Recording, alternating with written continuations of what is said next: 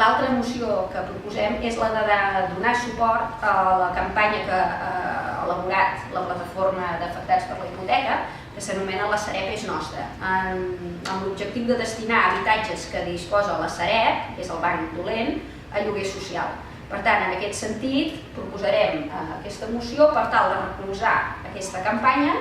per tal d'exigir a la Sareb, l'anomenat banc dolent, que posi a disposició de la ciutat tots aquells habitatges que estan buits i per tant els puguem destinar a habitatge social, i demanar des de l'Ajuntament als organismes pertinents, per exemple el registre d'habitatges buits de la Generalitat, realment quants pisos buits disposa en propietat la Sareb a la nostra ciutat. Primer intentaríem demanar a aquesta entitat que ens el cedeixi de manera voluntària, però en cas que posin moltes dificultats, paral·lelament a la imposició de multes coercitives que es poden imposar per llei, per la llei del Parlament que ja hem aprovat,